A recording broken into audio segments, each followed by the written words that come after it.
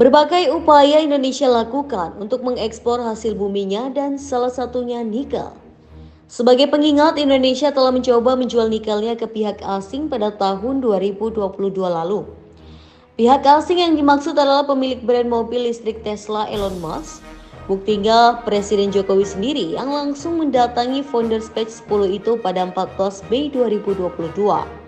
Musk pun menunjukkan ketertarikannya untuk menjalin kerjasama dengan Indonesia. Penawaran Indonesia pun masih berlanjut pada acara B20 Summit One-on-One Conversation di Bali pada 14 November 2022. Pada saat itu, Kamar Dagang dan Industri Indonesia atau Kadin mengundang Elon Musk untuk mengunjungi daerah di Indonesia yang kaya akan nikel. Namun pada akhirnya, kenyataan tidak seperti yang diharapkan.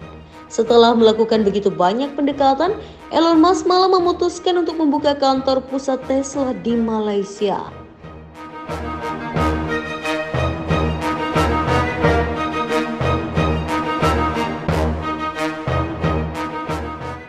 Seperti kesal dengan pengkhianatan itu, Indonesia pun mewanti-wanti Amerika.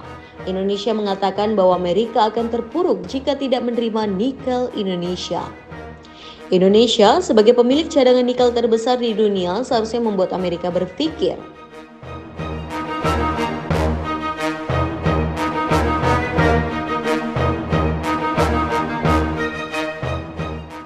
Luhut pun mengecam Amerika yang telah mengalami ekspor nikel olahan Indonesia. Hal itu karena Undang-Undang Pengurangan Inflasi atau IRA yang disahkan Presiden Joe Biden pada 16 Agustus 2022. Inti dari Undang-Undang IRA adalah mendorong penggunaan energi bersih, sementara produksi nikel Indonesia yang masih memakai batu bara itu tidak mencapai syarat tersebut. Namun, pembelaan Luhut adalah melihat fakta sekarang, di mana Indonesia memang belum mampu menggunakan energi terbarukan yang berbiaya mahal. Bagi Menko Marves, Amerika perlu melihat potensi Indonesia yang juga memiliki banyak cadangan batu bara. Jika ingin Indonesia pakai energi terbarukan yang bersih, beli dulu produk-produknya untuk modal yang pada akhirnya dapat dipakai untuk memakai energi yang berbiaya mahal itu.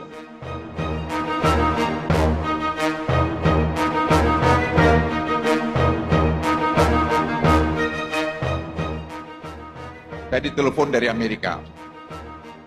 Tesla bilang dia mau bikin deal sama kita. Terus saya bilang begini, Anda tuh 2 tahun yang lalu sudah telepon saya, mau bikin lithium baterai. Tapi saya tidak mau, kalau kau mau datang deal, jangan kau yang bikin syarat ke kami.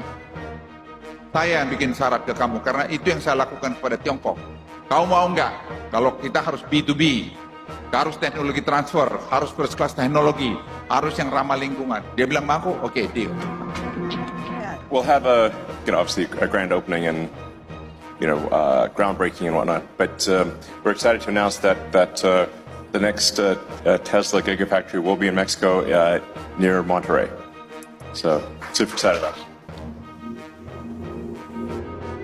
Luhut akan tagih Elon Musk soal investasi Tesla. Hey, mau kau ke mana? Dari hulu sampai hilir, Tesla bisa mendirikan industrinya end to end, mulai dari smelter, kemudian membangun industri kathode dan prekursor, membangun EV baterai, membangun lithium baterainya, kemudian membangun pabrik industri mobilnya.